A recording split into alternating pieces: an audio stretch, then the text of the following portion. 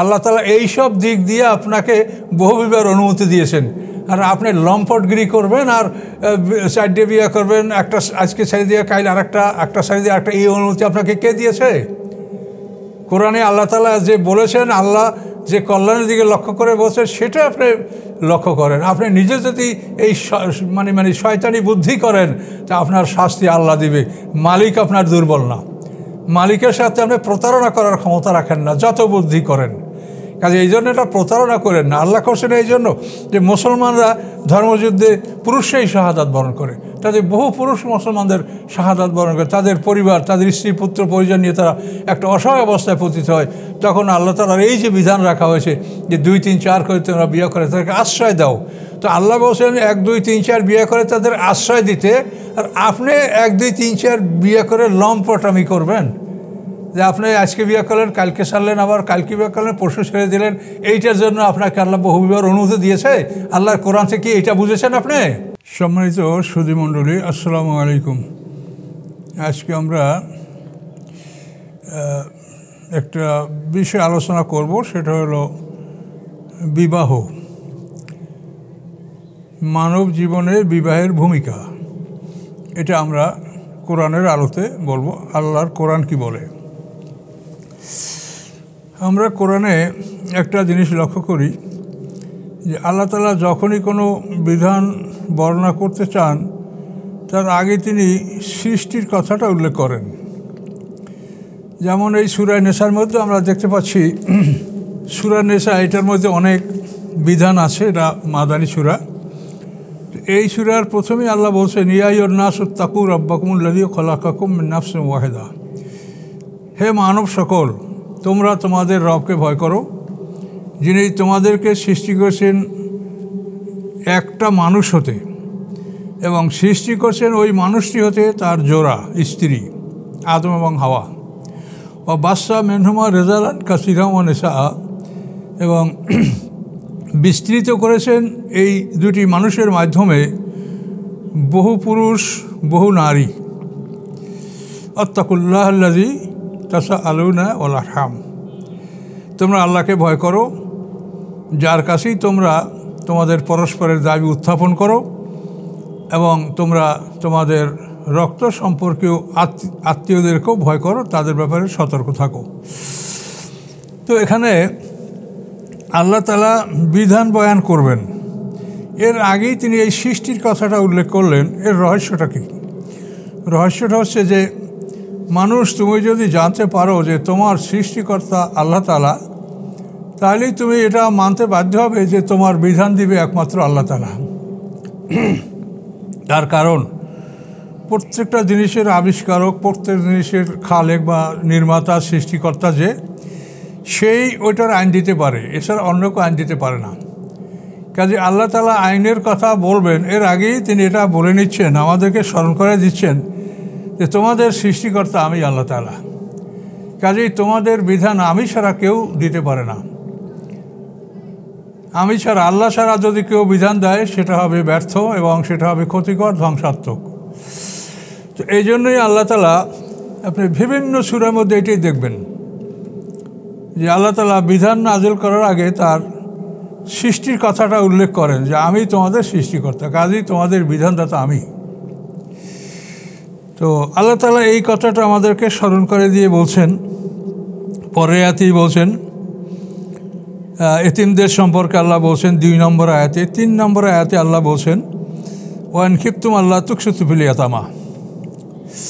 তো আমরা এই আয়াতের তর্জমার আগে একটু কথা বলতে চাই যে আমরা মানুষ একটা সভ্য জাতি,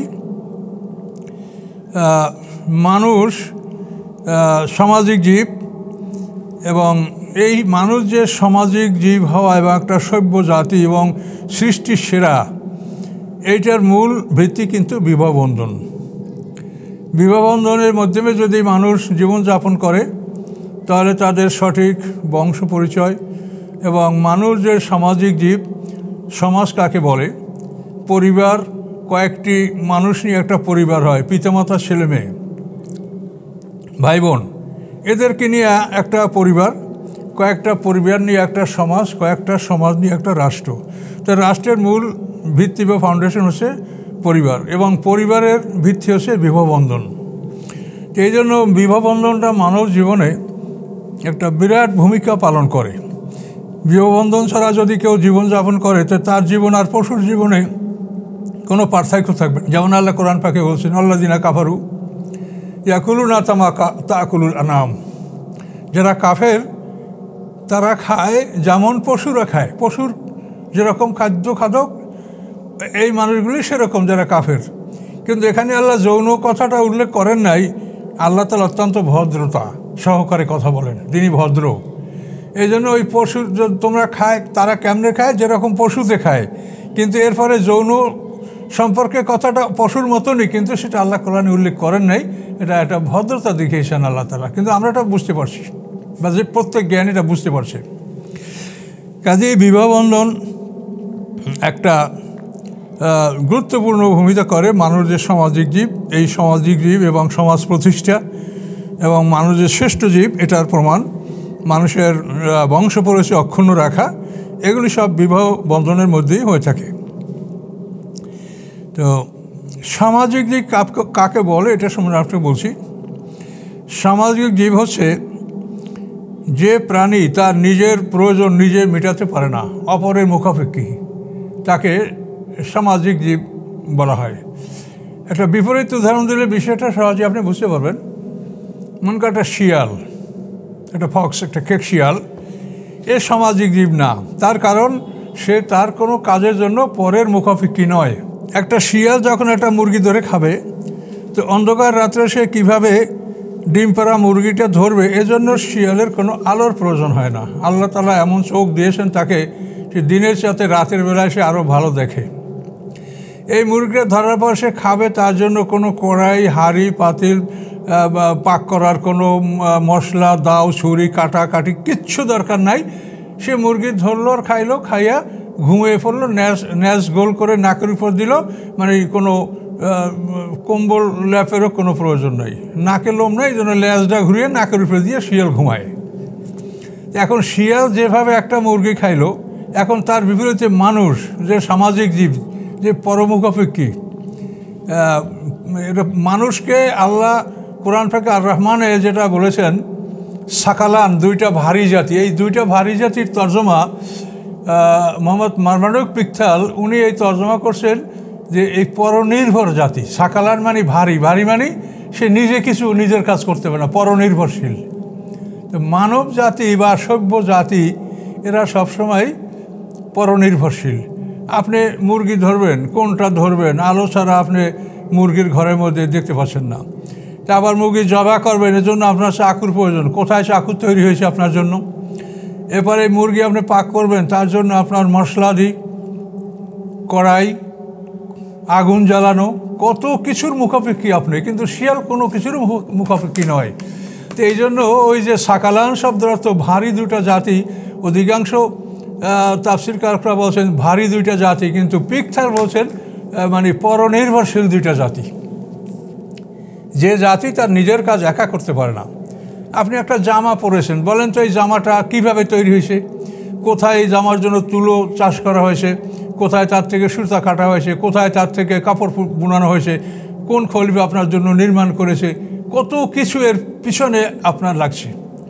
তাহলে এই জন্য মানুষ পরনির্ভরশীল।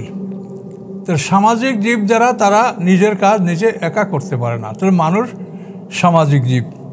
তো এই মানুষের বিবাহের ব্যাপারটায় আল্লাহ তাআলা যে বিধানগুলি আমাদেরকে দিয়েছেন, আমরা সংক্ষিপ্ত আকারে এগুলো বলার চেষ্টা করব।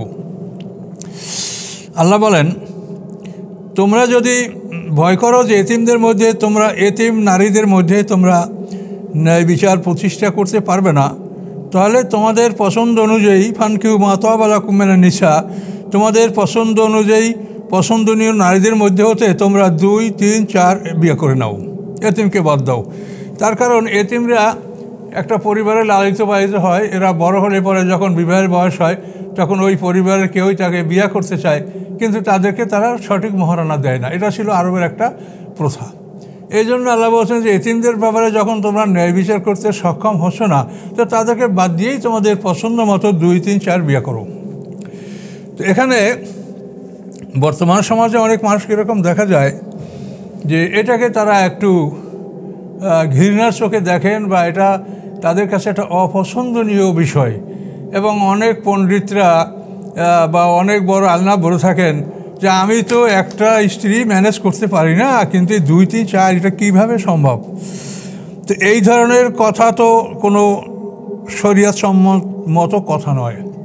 তার কারণ একটা মানুষ যদি মনে করে যে আমি আমার মতো সব মানুষ, তার সেটা তো ভুল হবে। যে মানুষ সৃষ্টি করছেন আল্লাহ তাআলা, সেই মানুষ এই বিবাহ সম্পর্কে যে আইন দিয়েছেন, আইনটা খুব জটিল আইন। এই বিবাহ ফরজ ওয়াজিব, আর এই বিবাহ সুন্নাত, আবার এই বিবাহ হারাম। একই বিষয়ের উপরে আল্লাহ তাআলা এই বিধান জারি করেছেন। এই বিবাহ ফরজ কার উপরে? যে সম্পদশালী, শক্তিশালী এবং সব কিছু তার আছে এবং বিবাহ না করলে তার নিজের চরিত্র নষ্ট হওয়ার সম্ভাবনা আছে, এমন মানুষের জন্য বিবাহ আপনি ফরজ বলতে পারেন, অজেব বলতে পারেন। সুন্নাত কার জন্য? স্বাভাবিকভাবে জীবনযাপন করছে, সে নিজেকে রক্ষা করার মতো তার আত্মসংযম তার মধ্যে আছে, কিন্তু তারপরও তার ধন সম্পদ সবই আছে, এরকম মানুষের জন্য বিবাহ করা সুন্নাত। যেহেতু মানুষের বংশ বিস্তার বা তার বংশ পরিচয় বজায় রাখা, উত্তর পুরুষ রেখে যাওয়া, এটা মানুষের একটা সাধারণ নীতি, এজন্য বিবাহ করা সুন্নাত। বিবাহ করা হারাম কার জন্য? এটা আল্লাহ কোরআন পাকে স্পষ্ট বলে দিয়েছেন যে ওয়ালিয়াস্তাফিফিল্লাযীনা লা ইয়াজিদুনা নিকাহান হাত্তা ইগনিহিমুল্লাহু মিন ফাদলিহি। সূরা নূরের 33 নম্বর আয়াতে আল্লাহ বলছেন যে যারা বিবাহ করার সামর্থ্য রাখে না, তারা যেন নিজেকে পবিত্র রাখে, তারা যেন অন্যায় পথ অবলম্বন না করে, আল্লাহ তাআলা তাদেরকে সম্পদশালী না করা পর্যন্ত তারা যেন ধৈর্য ধারণ করে নিজেকে পবিত্র রাখে। তাহলে এখন এই লোকের জন্য বিয়ে করা হারাম। সে কে? যে তার নিজেরও থাকার জায়গা নাই, নিজেরও কোনো আয় ইনকাম নাই যার দ্বারা সে ভালোভাবে চলতে পারে, তারপরে তার ঘর দরজাও নাই, স্ত্রী সংগ্রহ করলে কোথায় নিয়ে তাকে বসবাস করবে, সন্তান হইলে কোথায় তার লেখাপড়া, শিক্ষা দীক্ষা ব্যবস্থা, লালন পালন কিছুই সে করতে পারবে না।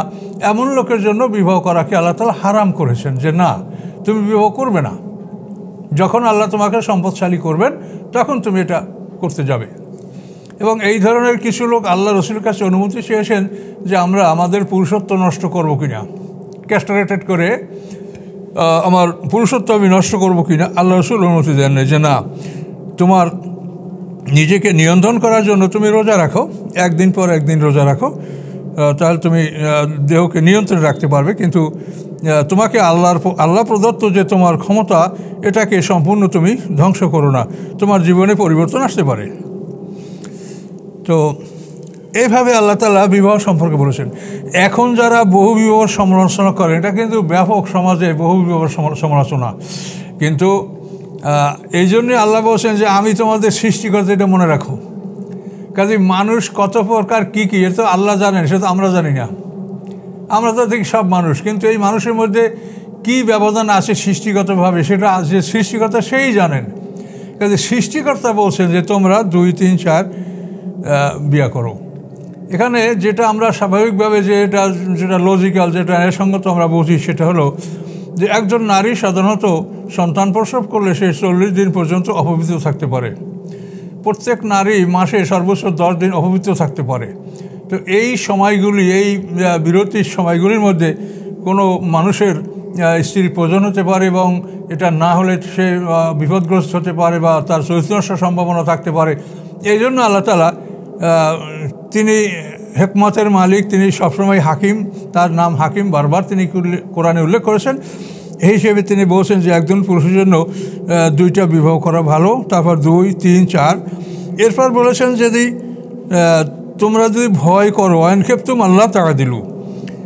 সূরা নিসার মধ্যে আল্লাহ তাআলা এই কথা উল্লেখ করেছেন যে তোমরা যদি ভয় করো আল্লাহ তাআদিলু, যে একাধিক বিবাহ করার পরে তোমরা ন্যায় বিচার প্রতিষ্ঠা করতে পারবে না, তাহলে ফাওয়াহিদাতান, তাহলে তোমরা এক নারীকে বিবাহ করো, অথবা তোমাদের অধিকারভুক্ত দাসীর উপরে তোমরা নির্ভরশীল হও। এখন দাসীর ব্যাপারটা হলো, এটাও আবার একটা জানার বিষয়। দাসী কোথায় পাওয়া যায়? দাসী হলো মুসলমানরা যখন ধর্মযুদ্ধ করে সেই ধর্মযুদ্ধে মুসলমানদের হাতে যে সকল বিধর্মী নরনারী বন্দী হয়, এরা মুসলমানদের আওতাধীন থাকলে এদের জন্য শরীয়তের 4টা বিধান আছে।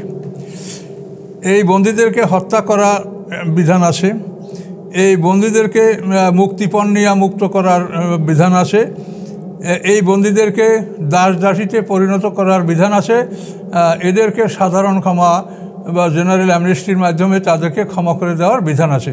এবং আল্লাহ রসুলের জীবনে এই 4টা কাজ আল্লাহ রসুল করেছেন। এটা আপনারা দেখলেই আল্লাহ রসুলের জীবনে এটা পাবেন। বনু কুরাইজার বন্দীদেরকে হত্যা করার আদেশ দেওয়া হয়েছে। তারপরে বনু মুস্তালেকের বন্দীদেরকে সব এমনি মুক্তি দেওয়া হয়েছে। তারপরে বদরের যুদ্ধের বন্দীদেরকে মুক্তিপণ নিয়ে মুক্ত করা হয়েছে। অর্থাৎ কোরআনে যে কথাগুলো আছে আল্লাহ রসুলের জীবনে সবই তিনি করেছেন। তাহলে এখন এই যে বন্দী যারা দাস দাসীতে রূপান্তরিত হবে, এরা মুসলমানদের হাতে বন্দী হওয়ার সাথে সাথে এই নারীদের স্বামীর সাথে সম্পর্কটা সমাপ্ত হয়ে গেল। যে স্বামীর সাথে সে বিবাহবন্ধনে আবদ্ধ ছিল, সে যখনই মুসলমানদের হাতে বন্দী হলো তখন তার এই বিবাহবন্ধনটা শেষ। তো এই বিবাহবন্ধন শেষ হয়ে যাওয়ার পরে সে একজন পুরুষের দায়িত্বে আসলো। এখন সেই পুরুষের সাথে আল্লাহ তাআলা তার যৌন সম্পর্ক বৈধ রেখেছেন। এই জন্য এটা মানে মানুষের যে একটা ফান্ডামেন্টাল রাইট বা মৌলিক অধিকার, সেটার প্রতি লক্ষ্য করেই আল্লাহ তাআলা আইন করেছেন। যেহেতু যে স্বামীর থেকে বিচ্ছেদ, এখন একটা পুরুষের সে দায়িত্বে আসে, এখন তার সাথে যদি যৌন সম্পর্ককে বৈধ রাখা না হয়, তাহলে এই মহিলা বা এই মানুষটার জীবন, তার যে একটা ফান্ডামেন্টাল রাইট, এর থেকে সে বঞ্চিত হবে। এই জন্য আল্লাহ তাআলা এই বিধান রেখেছেন। এটারও অনেকে সমালোচনা করেন, কিন্তু সমালোচনা করতেই পারেন, কিন্তু এর বিকল্প সঠিক কিছু জিনিস আপনি কিন্তু বাইর করতে পারবেন। এটা আমরাও চিন্তা গবেষণা করে দেখেছি। তো আল্লাহ বলছেন যে তুমি যদি স্ত্রীদের মধ্যে ন্যায় বিচার করতে না পারো, তাহলে তুমি একটাই বিয়ে করো, তাহলে তুমি আর বেশি করো না, অথবা দাস দাসীর উপরে তুমি নির্ভরশীল হও। এটা আল্লাহ বলেছেন। তো এখানে যারা এই কথা বলেন যে আমি একজনকেই ম্যানেজ করতে পারি না, সেটা তো আপনার ব্যাপার। আপনার মতো তো সব মানুষ আল্লাহ সৃষ্টি করেন নাই।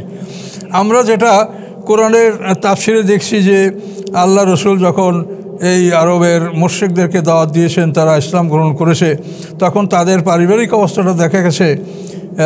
যেমন কায়েস ইবনে হারেস নামক একজন মানুষ, তার স্ত্রী ছিল 8 জন। গাইলান সাকাফি একজন পুরুষ, তার স্ত্রী ছিল 10 জন। তো এরা যখন ইসলাম গ্রহণ করেছে তখন আল্লাহ রসুল বলেছেন যে 4 জন রাখো আর সব তাড়িয়ে দাও। তো এভাবে তারা বলেছেন যে ঠিক আছে, তোমরা যাদের সন্তান আছে তারা থাকো, আর যারা সন্তান যাদের নাই, এখনও যারা সন্তান প্রসব করো নাই, তারা বের হয়ে যাও। এভাবে তারা এই 10 জন 8 জন থেকে 4 জনের জন্য আল্লাহ রসুল তাদেরকে আদেশ দিয়েছেন। তাহলে এখান থেকে একটা জিনিস আমরা বুঝতে পারি যে ইসলাম বহু বিবাহের প্রবর্তক নয়, যে ইসলামেই বসে যে 2-3 বিয়ে করো। এটা দেখা যায় যে সমাজে নারীদের উপরে আরও বেশি মানে অত্যাচার বা নির্মম অবস্থা ছিল, যে একজন পুরুষ 8-10 জন করে বিয়ে করত। কাজে ইসলাম এটাকে নিয়ন্ত্রণ করেছে যে এটা তোমরা 4-এর মধ্যে সীমাবদ্ধ থাকো, এর বেশি যেন তোমরা না করো। এই জন্য আল্লাহ তাআলা এই আইন এভাবে বিবাহের জন্য করেছেন, এবং বিবাহের জন্য মহর নির্ধারিত করেছেন। ডুয়ারি বা মহর, আল্লাহ তাআলা এই মহরটা ফরজ করেছেন পুরুষের উপরে। তবে কী পরিমাণ মহর দেওয়া হবে সেটা সম্পর্কে কোরআনের সঠিক কিছু উল্লেখ নাই। তবে ফিকহবিদ এবং তাফসীরকাররা বলেছেন যে এই ব্যাপারে যে দৃষ্টান্তগুলি আমরা অনুসরণ করতে পারি সেটা হলো মোহরে ফাতিমি। আল্লাহ রসুলের কন্যা ফাতেমার মহর কত ছিল, তো সেখানে ফাতেমা রাদিয়াল্লাহু তাআলার মহর অনুসরণে দেখা যায় যে ফাতেমা রাদিয়াল্লাহু তাআলা আনহার মহর ছিল 200 দিরহাম, এবং সেই যুগে এই 200 দিরহামে একটা উট ক্রয় করা যেত। তারপর ইমামরা এও বলছেন যে মহরের সর্বনিম্ন সংখ্যা 10 দিরহাম হতে পারে, এর নিচে আর না, 10 দিরহাম। কিন্তু বিভিন্ন কথা আছে। আল্লাহ রসুলের স্ত্রীদের মহর ছিল অনেক বেশি। বিবি খাদিজাকে আল্লাহ রসুল বিয়া করছেন, তখন তাকে মহারানা হিসাবে 20টা উট আল্লাহ রসুল দান করেছিলেন। উম্মে হাবিবা আবু সুফিয়ানের কন্যা, একে আল্লাহ রসুল বিয়া করছেন। এই বিবাহটা হয়েছে তো ইয়াতে বসে, নাজ্জাশির দেশে বসে, আবিসিনায় বসে। তো সেখানে এই উম্মে হাবিবার মহর ছিল 400 স্বর্ণ মুদ্রা, মারাত্মক ভয়ঙ্কর মহর। তো এটা আসামা নাজ্জাশী তার নিজের পক্ষ থেকে এই টাকাটা, মহারণার টাকাটা আল্লাহ রসুলের এটা পরিশোধ করে দিয়েছেন। তো যাই হোক, মহারণা একটা মানসম্মত ব্যাপার, এটা সম্মানসূচকভাবে যারা যেভাবে যোগ্য বা বংশমর্যাদা সেটা দেখে শুনে মোহর নির্ধারণ করতে হবে, এবং এটা যেন কোনো একটা শুধু মানে নামকরণ না, এত টাকা মোহর এর নাম না, এটা আদায়যোগ্য। কেউ যদি মোহর আদায় না করে মারা যায় কোনো স্বামী, তাহলে তার সম্পদ বন্টন করার পূর্বে তার সম্পদ হতে স্ত্রীর পাওনাটা পৃথক করে রাখা হবে ঋণ হিসেবে, যেটা সে তার স্ত্রীর কাছে ঋণ। কাজেই আপনি 50 বছর আগে বিয়ে করছেন, 5,000 টাকা মহারণা, এখন আবার সেটা যদি পরিশোধ করেন তো 5,000 টাকা পরিশোধ করলেই হবে না। ওই 5,000 টাকা ওই সময় কি পাওয়া যাচ্ছিল, ওই টাকার ভ্যালু কী ছিল, আর এখন আপনার সেই 5,000 টাকার কী ভ্যালু বর্তমানে, সেইটা নির্ণয় করেই আপনার তাকে ঋণ পরিশোধ করতে হবে। কাজেই মোহরের বিষয়টা অত্যন্ত গুরুত্বপূর্ণ, এই বিষয়েও আমাদের লক্ষ্য রাখতে হবে। মোহরটা অনেক সময় শুধু নাম করা হয় এবং স্ত্রী থেকে ক্ষমা নিয়ে নেওয়া হয়, কিন্তু কোরআনে এ ধরনের কোনো বিধান নাই। কোরআনে বলা আছে ওয়াতুন নিসা সাদকাতিহিন্না নিহলাতান, যে নারীদেরকে তোমরা আনন্দ খুশি চিত্তে, খুশি মনে ন্যায়সঙ্গতভাবে তোমরা মোহরটা তাদের কাছে অর্পণ করো, দিয়ে দাও। ফাইন তেবনা লাকুমান শাইমিনহু নাফসা, সে যদি তার নিজের থেকে কিছু সন্তুষ্ট হয়ে ওর থেকে তোমাকে ফেরত দেয়, সেটা তুমি আনন্দ সহকারে, তৃপ্তি সহকারে উপভোগ করতে পারো। ফাকুলু হানিয়াম মারিয়া। কিন্তু তুমি তাকে না দিয়ে আগেই তার থেকে মাপ চাওয়া, এইটার কোনো বিধান শরীয়তে নেই। কোরআনের বিধান হলো তুমি তাকে দিয়ে দাও, দিয়ে দেওয়ার পর সে যদি নিজের ইচ্ছায় নিজের মন থেকে কিছু ফেরত দেয়, তাহলে সেটা তোমরা উপভোগ করতে পারো। কাজে আল্লাহর বিধান অনুযায়ী আমাদের চলতে হবে ইনশাআল্লাহ। এই বিধানে আমরা যেন কোনো রকম ত্রুটি না করি, আর এই বিধানের প্রতি যেন কারো মনের মধ্যে কোনো প্রতিহিংসা বিদ্বেষ না থাকে। তার কারণ আল্লাহর এই বিধানের প্রতি যদি আমাদের মন থেকেও আমরা মনে করি যে এটা আল্লাহ ভালো করে না, এই 2-3টা বিয়া, এতে কত সমস্যা, এই সেই, এটা যদি আমরা মনে মনেও করি, তা আমাদের মনের খবর আল্লাহ খুবই ভালো জানেন, এবং তাদের ইমানই গৃহীত হবে না আল্লাহর কাছে। যেহেতু এটা সূরায় অন্য জায়গায় বলা আছে যে রাসূলের ফয়সালাকে মনে প্রাণে মেনে নিতে, ওয়ুসাল্লিমু তাসলিমা। কাজে এই জন্য আল্লাহর বিধানের প্রতি মনে মনেও কোনো রকম ঘৃণা বা অসন্তোষ, এটা স্থান মনেও দেওয়া যাবে না। মনের মধ্যে এটা স্থান দিলেও আপনার ইমান গৃহীত হবে, এটা ভয়ঙ্কর ব্যাপার। কাজে আল্লাহ যেটা করেছে আপনি সেটা বোঝার চেষ্টা করেন, কেন করেছে, কার জন্য করেছে, কে কোন কাজের যোগ্য, সেগুলি আপনারা বিবেচনা করবেন। সমাজে যেগুলো বিবেচনা করা হয় না, যাদের কিছু নাই, ঘর নাই, বাড়ি নেই, বস্তি থাকে, তারা অগণিত বিয়ে করে, অসংখ্য সন্তান সৃষ্টি করে, সমাজকে কলুষিত করে, সমাজকে নোংরা করে, সমাজকে দূষিত করে, এটা তো আল্লাহ বলেন নাই। কাজে আল্লাহ যেটা বলছেন সেইভাবে আমরা যদি চলি, তাহলে আমাদের সমাজ সুন্দর থাকবে, পরিবেশ ভালো থাকবে। এই প্ল্যানিং, এটা আল্লাহর কোরআনে যে বিবাহ আইন, দুগ্ধপানের আইন দিয়েছে, সেই আইনটা মানলে আমার মনে হয় যে প্ল্যানিংয়ের তেমন একটা প্রয়োজন হয় না। সন্তানদেরকে দুগ্ধদানের ব্যাপারে আল্লাহ বলছেন ওয়ালিদাতু ইউরদিউনা আওলাদাহুন্না হাওলাইনি কামিলাইনি, মায়েরা পুরো 2 বছর সন্তানকে দুধ পান করাবে। তো একজন মা যদি পুরো 2 বছর সন্তানকে দুধ পান করায়, এই 2 বছরের মধ্যে সে গর্ভবতী হবে না। গর্ভবতী হলেই এই দুধ পান করা এটা বন্ধ হয়ে যাবে, তাহলে এই কচি শিশুর উপর একটা জুলুম হবে। তাহলে এক মহিলা 2 বছরে গর্ভবতী হবে না।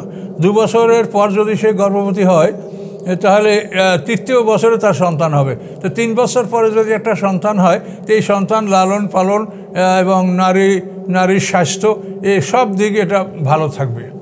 তো এই সব দিক বিবেচনা করেই আল্লাহ তাআলা বিবাহের ব্যাপারে ওই আদেশ দিয়েছেন যে 2, 3, 4, এখন যার যা পক্ষে সম্ভব সে সেভাবে এটা করবে। কিন্তু আল্লাহর কোনো আইনকে এটা তুচ্ছ তাচ্ছিল্য করা যাবে না, বা মনে মনে ঘৃণা করলেও আপনার ইমান আল্লাহর কাছে কবুল হবে না। তার কারণ আমরা মনে কি পোষণ করি, ইয়াউমা তুবলা সারায়ের, সমস্ত গোপন ভেদগুলি সেদিন প্রকাশ করা হবে। কাজে এই জন্য আল্লাহর বিধান মনে প্রাণে মেনে নিতে হবে, এবং ওগুলো বোঝার চেষ্টা করতে হবে, জানার চেষ্টা করতে হবে, ইন্টারপ্রিটেশন বা ব্যাখ্যাগুলি ভালো করে জানার চেষ্টা করতে হবে, তাহলে আপনার মনে কোনো সন্দেহ থাকবে না। সম্মানিত সুধী, বহুবিবাহ সম্পর্কে আরও কিছু কথা, যে আল্লাহ তাআলা 4 বিয়ার অনুমতি দিয়েছেন, তা এটার অর্থ এই না যে সকলেই 4 বিয়া করবে। এটা কার প্রয়োজন সেই করবে, এবং আল্লাহ তাআলা বলে দিয়েছেন ওলা তার থেকে আয়াতেল্লে হুজুয়া, যে আল্লাহর আয়াতগুলিকে তোমরা ঠাট্টা উপহাস হিসেবে ব্যবহার করো না। তো এই ঠাট্টা উপহাস হিসেবে ব্যবহার করা, যে আপনি বিয়া 4টেই করলেন, তারপর আবার একজনকে তালাক দিয়ে আবার বিয়া করলেন, এটা তো নারী জাতিকে অপমান করা। এই নারী জাতিকে অপমান করার অধিকার তো আল্লাহ তাআলা আপনাকে দেয় নেই। নারী জাতির সম্মান সম্পর্কে কোরআনে আল্লাহ বলেছেন যে ওয়ালাহুন্না মিসলুল্লাযী আলাইহিন্না বিল মারুফ, নারীদের পুরুষের উপরে অধিকার আছে যেমন অধিকার পুরুষের নারীর উপরে আছে। অর্থাৎ পুরুষের যেমন অধিকার নারীর উপরে আছে, নারীর তেমন অধিকার পুরুষের উপরে আছে। তো অধিকার তো দুজনেরই সমান। তো সেখানে তো তাদের মান ইজ্জত রক্ষা করতে হবে। শরীয়তকে ঢাল করে আপনি সুযোগ গ্রহণ করবেন, নারীদেরকে অপমান করবেন, আজকে বিয়ে করবেন কালকে তালাক দিবেন, এটা তো শরীয়তের অপব্যবহার। এটা তো আল্লাহ নিষেধ করেছে।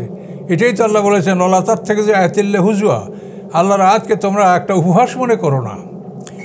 বহু বিবাহের পিছনে শরীয়তে অনেক দিক আছে যেগুলো আমরা সব হয়তো আলোচনা করি নাই। দেখেন, বহু বিবাহের যে অনুমতি দেওয়া হয়েছে এটার একটা বড় দিক হচ্ছে যে মুসলমানদের মধ্যে ধর্মযুদ্ধ এটা আল্লাহ ফরজ করেছেন। এই ধর্মযুদ্ধের লক্ষ লক্ষ মুসলমানদের প্রাণ, পুরুষদের প্রাণ যাচ্ছে। তো এই লক্ষ লক্ষ পুরুষরা শহীদ হলে তাদের এই শহীদ পরিবার, এতিম সন্তান, নারী, এদের একটা যে অসহায় অবস্থা, এটার প্রতি লক্ষ্য করেও আল্লাহ তাআলা বহু বিবাহের আইন করেছেন। যে যখন যুদ্ধে বহু পুরুষ মারা যাবে তখন এই পুরুষদের স্ত্রীরা বিধবা হবে। কাজে এই জন্য আল্লাহ বলছেন যে তোমরা 2, 3, 4 বিয়ে করে এই সমস্ত অসহায় নারীদেরকে তোমরা আশ্রয় দাও এবং তাদেরকে তোমরা একটা মোটামুটিভাবে একটা আশ্রয় দিয়ে একটা সুন্দরভাবে জীবনযাপন করার ব্যবস্থা করো। আল্লাহ তাআলা এইসব দিক দিয়ে আপনাকে বহু বিবাহের অনুমতি দিয়েছেন। আর আপনি লম্পটগিরি করবেন আর 4টে বিয়ে করবেন, একটা আজকে ছেড়ে দিয়ে কাল একটা ছেড়ে দিয়ে একটা, এই অনুমতি আপনাকে কে দিয়েছে? কোরআনে আল্লাহ তাআলা যে বলেছেন, আল্লাহ যে কল্যাণের দিকে লক্ষ্য করে বলছেন সেটা আপনি লক্ষ্য করেন। আপনি নিজে যদি এই মানে শয়তানি বুদ্ধি করেন তা আপনার শাস্তি আল্লাহ দিবে। মালিক আপনার দুর্বল না, মালিকের সাথে আপনি প্রতারণা করার ক্ষমতা রাখেন না যত বুদ্ধি করেন। কাজে এই জন্য এটা প্রতারণা করেন না। আল্লাহ করছেন এই জন্য যে মুসলমানরা ধর্মযুদ্ধে পুরুষরাই শাহাদাত বরণ করে, তাদের বহু পুরুষ মুসলমানদের শাহাদাত বরণ করে, তাদের পরিবার, তাদের স্ত্রী পুত্র পরিজন নিয়ে তারা একটা অসহায় অবস্থায় পতিত হয়। তখন আল্লাহ তাআলার এই যে বিধান রাখা হয়েছে যে 2, 3, 4 করে তোমরা বিয়ে করে তাদেরকে আশ্রয় দাও। তো আল্লাহ বলছেন 1, 2, 3, 4 বিয়ে করে তাদের আশ্রয় দিতে, আর আপনি 1, 2, 3, 4 বিয়ে করে লম্পটামি করবেন। যে আপনি আজকে বিয়ে করলেন, কালকে ছাড়লেন, আবার কালকে বিয়ে করলেন, পরশু ছেড়ে দিলেন। এইটার জন্য আপনাকে আল্লাহ বহু বিবাহের অনুমতি দিয়েছে? আল্লাহর কোরআন থেকে এটা বুঝেছেন আপনি? কাজে শয়তানি করলে মালিক আপনার কঠিন শক্তিশালী। তো এরপরে আমরা আসবো এই যে বিবাহ বিধানে আল্লাহ তাআলা একটা সীমারেখা রেখেছেন। সেই সীমারেখাটা যে কাকে বিয়ে করা যাবে না, কাকে বিয়ে করা যাবে, এটা আল্লাহ তাআলা কোরআন পাকে এখানে আল্লাহ তাআলা উল্লেখ করেছেন। সূরা নিসার 23 নম্বর আয়াতে আল্লাহ ঘোষণা করেন হুররিমাত আলাইকুম উম্মাহাতুকুম ওয়া বানাতুকুম। এখানে কাকে বিয়ে করা যাবে না এটা আল্লাহ তাআলা এখানে উল্লেখ করেছেন। আল্লাহ তাআলা সমাজ ব্যবস্থাটাকে এমন সুন্দর করে করেছেন, সেটা চিন্তা করলে আপনি অবাক হয়ে যাবেন। যে একটা পরিবারের মধ্যে যারা যৌথ পরিবারের মধ্যে যারা বসবাস করে, তাদের মধ্যে দেখেন এই মুহাররম সৃষ্টি করার ফলে, বিবাহবন্ধন অবৈধ করার ফলে একটা পরিবারের মধ্যে সন্তানরা খুব সুন্দরভাবে লালিত পালিত হয় এবং তারা সুন্দরভাবে গড়ে ওঠে, নিশ্চিন্তিত অবস্থায় তারা গড়ে উঠতে পারে। এভাবে আল্লাহ তাআলা আইন করেছেন। পিতামাতা, ভাই বোন, ছেলে মেয়ে, এই যে একটা পরিবেশ, এদেরকে আপোষে এদের মধ্যে বিবাহবন্ধন আল্লাহ নিষেধ করেছেন। তার কারণ যে মানব সমাজ একটা সুন্দর রূপে একটা মানুষ গড়ে উঠবে, ছেলেমেয়েরা সুন্দর রূপে গড়ে উঠবে, এটা তার জন্য একটা পরিবেশ, একটা স্থান লাগবে। এই স্থানটা হলো মানুষের পরিবার। এখানেই এই সন্তানরা নিরাপদে সুন্দরভাবে গড়ে উঠবে। এটা আপনারা চিন্তা করে দেখেন যে আল্লাহ তাআলার আইনটা কী জন্য আল্লাহ করেছেন। হুররিমাত আলাইকুম উম্মাহাতুকুম, হারাম করা হয়েছে তোমাদের মাগণকে, মা, আপন মা, সৎ মা, তারপরে এই ধরনের মায়ের মা, এই সব মাদেরকে হারাম করা হয়েছে। ও বানাতুকুম, তোমাদের কন্যাদেরকে হারাম করা হয়েছে। কন্যা বলতে নিচে যত যাবে, নাতি, পোতা, পুতি ইত্যাদি সব। আখাওয়াতুকুম, এবং তোমাদের বোনদেরকে হারাম করা হয়েছে। বোন তো আপন বোন আইনি, আল্লাতি শতাল বোন, আখিয়াফি। আখিয়াফি হইল বৈপিত্রী বোন। আপন বোন এটা বুঝতেই পারছেন, মা বাবা এক। আল্লাতি বা সতী, যেটাকে বলা হয় বৈমাত্রীয় বোন, অর্থাৎ পিতা এক মা আলাদা। আর বৈপিত্রী যেখানে পিতা আলাদা মা এক। এই তিন ধরনের বোন বিবাহ করা হারাম, এটা আপনাকে জেনে নিতে হবে। তারপরে ও আম্মা তুকুম, তোমাদের ফুফি, সব ধরনের ফুফা, বাবার আপন বোন, শতাল বোন, আল্লাতি, আকিয়াফি আইনি, বাবার সকল বোন ফুফু, এটা বিয়ে করা হারাম। তো এই আখওয়া তুকুমের ব্যাপারে আমি একটা কথা বলছি, দুঃখজনক, যে একটা লোক সে তার শতালো বোনের নাতি বিয়ে করছে। শতালো বোন, বড় বোন, এই বোনের মেয়ের মেয়ে বিয়ে করছে, এই তো সম্পূর্ণ তার জন্য হারাম। তো এইটা বিয়ে করার পরে সেখানে তার সন্তানাদি হয়েছে, সন্তানরা বড় হয়েছে, বিএমএ পাস করছে। এরপরে এইটা সামাজিকভাবে সে বুঝতে পারছে যে এই বিয়েটা তার অন্যায় হয়েছে। এই লোকটা আমার বাসায় এসেছিল এই রাজশাহীতে, খুব কান্নাকাটি করছে। কি বলার আছে আবার, যে আপনারা এখন পৃথক হয়ে যান এবং আল্লাহর কাছে দোয়া করেন যে আমরা এটা বুঝি নেই। তাহলে এখন এইটা কত দুঃখজনক ব্যাপার যে এই লোকটা যারা বিয়া পড়াইছে, যারা বিয়ে পড়িয়েছে, এই অনুষ্ঠানে যারা ছিল, তাদের মধ্যে কি একটা লোকও এটা জানতো না যে এটা তার বোনের কন্যা, বিয়ে করা হারাম? তাহলে এগুলির একমাত্র কারণ যে আমরা কোরআন আলেমরা আমরা প্রচার করি না, আর আপনারা কোরআন শোনেন না। এই দুই দলেরই এক ব্যারাম। কাজেই আপনাদেরকে আবার বলছি যে আপনারা নিজেরা পড়েন, অন্যকে কোরআন শোনার ব্যবস্থা করেন, আপনার কোরআনের কাছে না আসেন। নাহলে এইরকম ভয়ঙ্কর অপরাধ, এটা কেমন লাগে বলেন তো? ওই সন্তানগুলি এখন কিভাবে তাদের জীবন কাটবে? তারা জানছে যে সমাজের লোক তাদেরকে কত ঘৃণা করবে যে এরা অবৈধ সন্তান। তাদেরও তো এখন সামনের জীবন আছে, বিবাহ আছে, সামনে জীবন আছে। কিভাবে তারা এই মানুষগুলো চলবে সমাজে বলেন? তো এইরকম ভুল মানুষের মধ্যে কেন হয়? এটা কোরআন না জানার জন্য। এখানে আখাওয়াতুকুম বলতে এই সমস্ত বোন, আম্মাতুকুম সব ধরনের ফুফু, খালাতুকুম মায়ের সব ধরনের বোন, মায়ের বোন আপন বোন হতে পারে, শতালো, আল্লাতি, আখিয়াফি, তিন ধরনের সব। তারপরে হলো বানাতুল আখে, ভাইয়ের কন্যাগণ, বানাতুল উখতে, বোনের কন্যাগণ। এখন এই যে বোনের কন্যাগণ, সেই বোনের কন্যা তার কন্যার কন্যা যত নিচে যাবে, এইটা কোরআনে বলা আছে। বলার পরও ওই লোকটা বসতে না পেরে এইভাবে বিবাহ করে তার নিজের জীবনটা বরবাদ, সন্তানদের জীবনটা বরবাদ করেছে। কাজে এই জন্য কোরআনের এই বিধানগুলি জানতে হবে। কী বললেন আল্লাহ তাআলা? বানাতুল উখতে, বোনের কন্যাগণ, উম্মাহাতুকুম আল্লাতী আরদানাকুম, ওই সমস্ত মাগণ যারা তোমাদেরকে দুগ্ধ পান করিয়েছে। তুমি যে কয় মায়ের দুগ্ধ পান করেছো, 2 বছর বয়সের মধ্যে শিশুরা যদি কোনো মায়ের দুধ খায়, সে যেই হোক, আপন মা ছাড়া অন্য কোনো খালা বা অন্য বড় বোন বা যারও এভাবে যার দুধ পান করবে, সে তার দুধ মা বলে গণ্য হবে। এটা আল্লাহ বলেন উম্মাহাতুকুম আল্লাতী আরদানাকুম, যে মায়েরা তোমাদেরকে দুগ্ধ দান করেছে 2 বছর বয়সের মধ্যে। 2 বছর পার হয়ে গেলে দুগ্ধ খাওয়ার সাথে সে মা হবে না। ও আখওয়াতুকুম মিনার রিদাআতে, এবং তোমাদের এই দুধ বোন যারা, অর্থাৎ তোমার সাথে একসঙ্গে দুধ পান করেছে, অথবা ওই মহিলার নিজের অন্য কন্যা আছে, তো এইভাবে তাদের তোমার দুধ বোনগণ, এটা তোমার জন্য হারাম।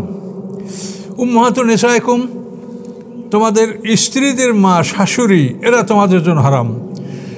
রাবাইবুকুম আল্লাতী ফি হুজুরিকুম, রাবাই হলো রবিব, অর্থাৎ তোমরা যাদেরকে লালন পালন করেছো, ফিক হুজুরিকুম, তোমাদের কোলে, অর্থাৎ তোমাদের আওতায়, তোমাদের গৃহে যে যাদেরকে তোমরা লালন পালন করেছো, তারা কারা?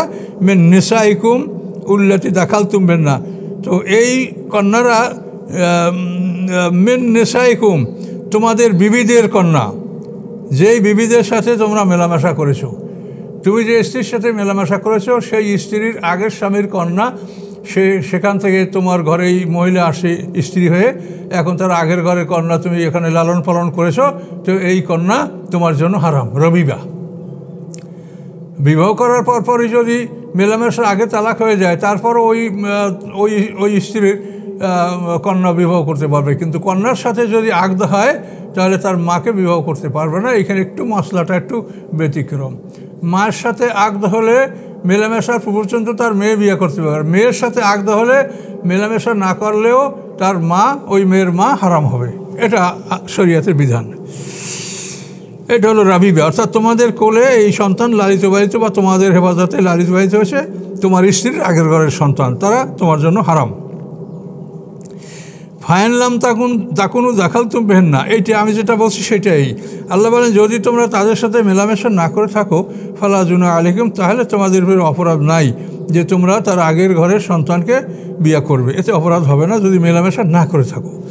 ও হালাইলু আবনাইকুম, আর তোমাদের পুত্রবধূগণ আল্লাযিনা আসলাবিকুম, যেই ছেলেরা তোমাদের পিঠ থেকে জন্মিয়েছে, ধর্ম সন্তান পালিত পুত্র এরা না, যে সন্তানরা তোমাদের পিঠ থেকে জন্ম নিয়েছে এরা তোমাদের অরিজিনাল সন্তান। যেমন আল্লাহ রসুলের ঘরে তার পাল্লক ছেলে ছিল যায়েদ ইবনে হারেসা, এই তার স্ত্রী তালাক দেওয়ার পরে আল্লাহ তাকে রাসূলকে জয়নব বেনতে জাহাশ, যে আল্লাহ রসুলের স্ত্রী ছিলেন, এ কিন্তু এর আগে রাসূলের পাল্লক ছেলে যায়েদ ইবনে হারেসার বিবাহ বন্ধনে ছিল। তো সে আল্লাহ রসুলের অরিজিনাল পুত্র নয়। এই জন্য আল্লাহ প্রমাণ করার জন্য এই যায়েদ ইবনে হারেসা যখন জয়নবকে তালাক দিলেন, তখন আল্লাহ তাআলা নিজেই বললেন যে আমি জয়নবের সাথে তোমার বিবাহ এটা আমি দিয়ে দিলাম। জব্বাজনা কাহা, আল্লাহ পরিষ্কার কোরআনে বলছেন সূরা হাজাবে। তো এই জন্য বলা হয়েছে যে তোমার পিঠ থেকে যে সন্তান জন্মগ্রহণ তাদের বিবাহিত স্ত্রীগণ পুত্রবধূগণ এটা হারাম। ওয়ান তাজমু বাইনাল উখতাইন, এবং তোমরা দু বোনকে একসাথে জমা করতে পারবে না। এটা কিন্তু পূর্বে যায় ছিল, ওই পূর্ববর্তী উম্মতের মধ্যে, যেমন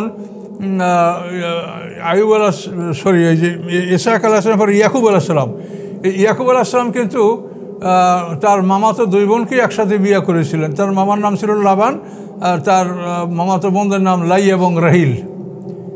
এই লাইয়ার ঘরে 10 সন্তান আর রাহিলের ঘরে 2 সন্তান, ইউসুফ এবং বুনিয়ামিন। এরা কিন্তু মানে ইয়াকুব আলাইহিস সালামের লাই এবং রাহিল এরা মামাতো বোন ছিলেন, একই বাবার একই মায়ের।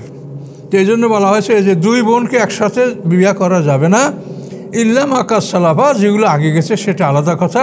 ইন্নাল্লাহ কানা গাফুরা রহিমা, আল্লাহ ক্ষমাশীল দয়াময়। 2 বোনকে একসাথে বিয়ে করা যাবে না, কিন্তু কেউ যদি স্ত্রীকে তালাক দিয়া তার বোনকে বিয়ে করতে চায়, সেখানে শরীয়তের মাসলা হলো যে এইটা করতে চাইলে স্ত্রীকে তালাক দেওয়ার পরে ইদ্দাত পালন শেষ হবে, তারপরে সে তার বোনকে বিয়ে করতে পারবে। আর যদি স্ত্রী মারা যায় তখন মারা যাওয়ার পরপরই তার বোনকে বিয়ে করতে পারবে, কিন্তু তালাক দিলে সেখানে ইদ্দাত শেষ না হওয়া পর্যন্ত তার বোনকে বিয়ে করতে পারবে না। তার কারণ ইদ্দাতের সময়টা এটা ধরে নেওয়া হয় শরীয়তের বিধানে, যেটা সে স্বামীরই অধীনে। এই জন্য অনেক সময় সমাজে দেখা যায় যে বৃদ্ধ বাবা বিয়ে করছে, এখন তার মৃত্যুর সময় হয়েছে, কিন্তু বাবা একটা বিয়ে করছে, এই মহিলা যদি থাকে তা তো দোয়ানা সম্পত্তি পেয়ে যাবে, তো এখন বাবার থেকে এটাকে তালাক নেওয়া হোক, এরকম সমাজে অনেক জায়গায় দেখা যায়। তো বাবার থেকে তালাক নেওয়া হলো, বাবা তাকে তালাক দিয়ে দিল, কিন্তু বাবার মানে ওই মহিলার ইদ্দাতের মধ্যে বাবার মৃত্যু হলো, হয়তো 3 মাস বা 3 হাজার যেটাই হোক। তো ইদ্দাতের মধ্যে যদি ওই তালাকদাতার মৃত্যু হয়, তাহলে ওই মহিলা তার স্ত্রী তার অংশ পাবে। কোরআনে যেটা উল্লেখ আছে দোয়ানা, এই অংশ সে পাবে। তাহলে ইদ্দাতের সময়কালটা এটা স্বামীর আওতাধীনই এটা মনে করা হয়। তার থাকার জায়গা, খাওয়ার জায়গা, পোশাক এটা স্বামীর উপরে ওয়াজিব করে দিয়েছেন আল্লাহ তাআলা। এই জন্য কোরআনের এই সমস্ত আইনগুলি যেগুলি আমাদের দৈনন্দিন জীবনে প্রয়োজন এবং এগুলির সাথে আমরা সম্পৃক্ত, এগুলি আমাদের ভালো করে জানার চেষ্টা করা উচিত। আশা করি আপনারা এগুলি ভালো করে পড়বেন, তাফসীর দেখবেন, জানবেন, তাহলে এই ভুলভ্রান্তি থেকে আল্লাহ তাআলা আমাদেরকে রক্ষা করবেন। আর অতীতে ভুল হয়ে গেলে সেটা আল্লাহ বলেই দিলেন যে ইন্নাল্লাহ কানা গাফুরা রাহিমা, কোনো ভুলভ্রান্তি হলে আল্লাহ তাআলা সেটা ক্ষমা করে দেবেন। তাহলে এই বিবাহ সম্পর্কে এই বিষয়গুলি আপনাদের স্মরণ রাখা একান্ত জরুরি বলে আমি মনে করছি। আসসালামু আলাইকুম রহমতুল্লাহ।